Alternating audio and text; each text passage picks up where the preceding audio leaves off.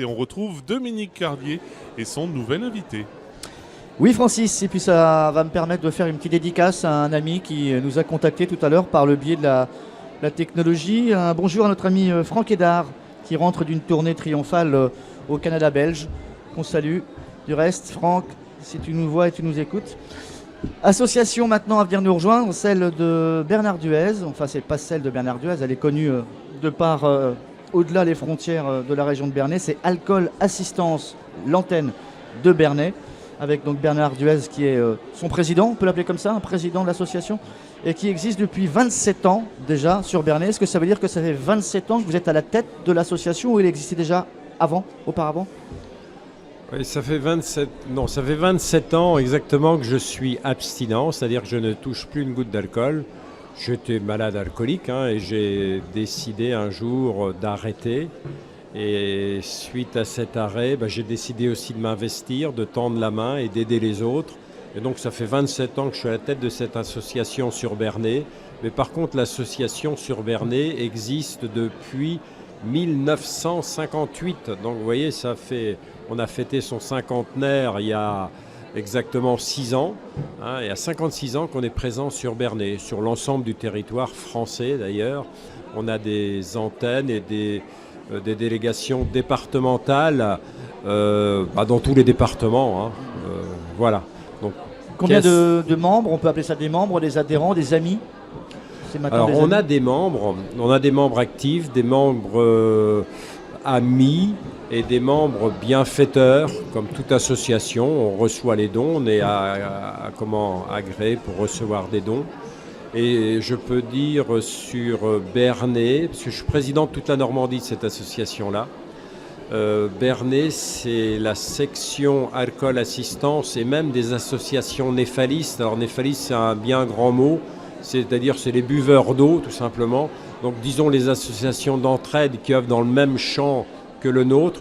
On est l'association la plus importante de toute la Normandie sur le secteur de Bernay. Alors plus importante que Rouen, plus importante que Le Havre, Caen, Cherbourg, Alençon, tous les 5 départements normands.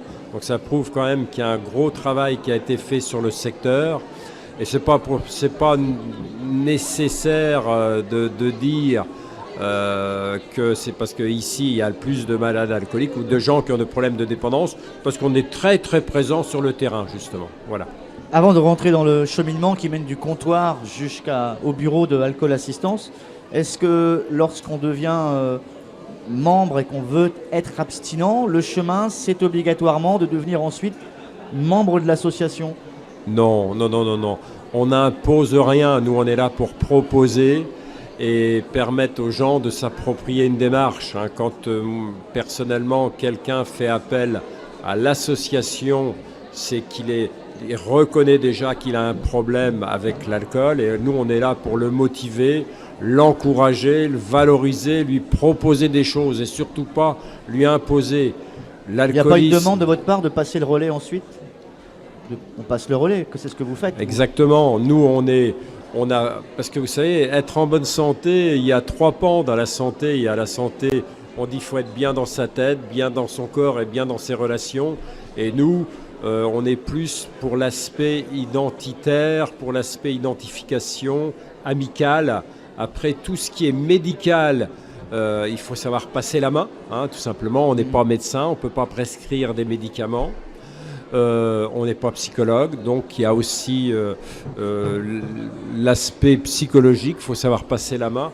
Et je crois on s'est créé un réseau et nous on est un maillon incontournable de ce réseau, mais arrivé à un moment, il faut savoir passer la main parce qu'on ne peut pas faire tout seul. C'est pas vous qui allez chercher on va dire le buveur par la main. Le premier pas, ça se passe comment? C'est le médecin, la famille ou c'est... Le premier pas, généralement, c'est quelqu'un de la famille qui dénote son mari, qui dénonce, on peut dire ça, qui dénonce au début? C'est une dénonciation? C'est pas une dénonciation, je crois que c'est même... Non, je crois qu'il se rend compte qu'il a un problème, qu'il consomme un peu trop, donc il nous appelle pour savoir un peu, avoir des renseignements sur la maladie, est-ce qu'il est vraiment dépendant.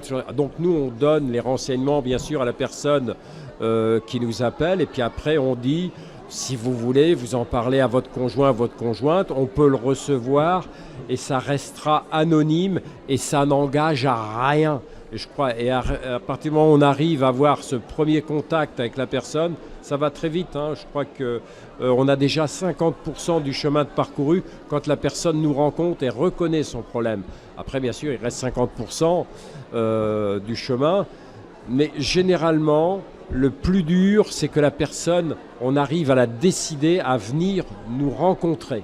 Le renvoi de l'image, on sait que lorsqu'on est alcoolique, on est malade, mais de l'autre côté du miroir, c'est comme les lépreux du Moyen-Âge, quoi. Il y a encore cette image qui a du mal à, cette barrière qui a du mal à tomber. Le regard des gens est très dur. Ouais, aujourd'hui, c'est vrai qu'on en parle, pourtant Dieu sait si aujourd'hui c'est reconnu comme une maladie, l'alcoolisme, au même titre que les autres maladies, mais c'est la maladie, je dis toujours, la plus simple et la plus compliquée. La plus simple, parce qu'il n'y a qu'un remède, il n'y en a pas 36.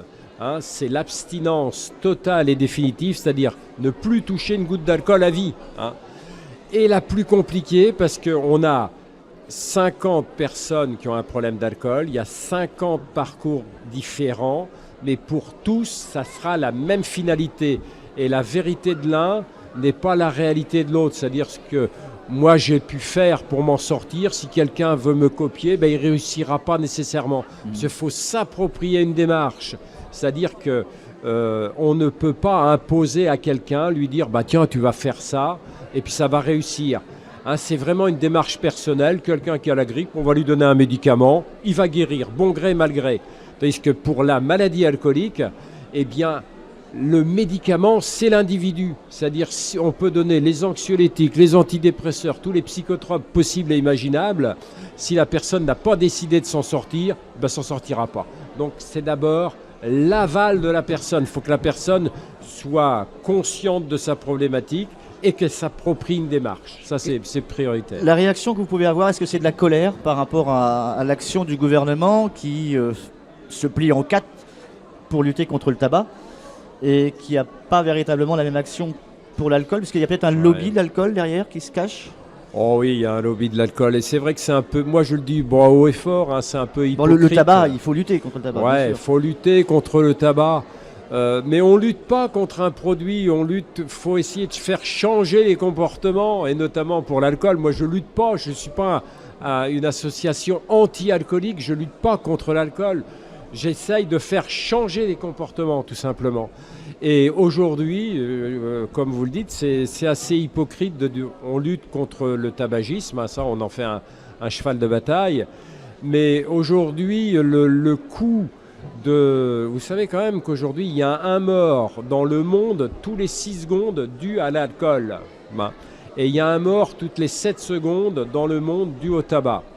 Et si on continue sur le même rythme, parce qu'aujourd'hui, les pays émergents, hein, comme l'Inde et la Chine, bah, ils ont un pouvoir d'achat un peu plus conséquent. Et bien sûr, l'aisance entraîne aussi la facilité. Et la facilité dit bien souvent l'alcoolisme.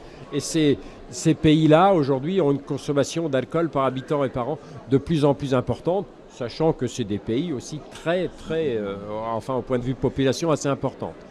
Et en France, notamment, aujourd'hui, l'alcoolisme est quand même reconnu comme 2e cause de mortalité. Après le tabac. Le tabac, c'est la première cause de mortalité. Évitable. Aujourd'hui, on a à peu près 40 000 morts dues à l'alcool par an en France. C'est 40 000 décès 100% évitables. 100% évitables. Après, moi, je ne dis pas il faut absolument que les gens, plus personne ne touche une goutte d'alcool.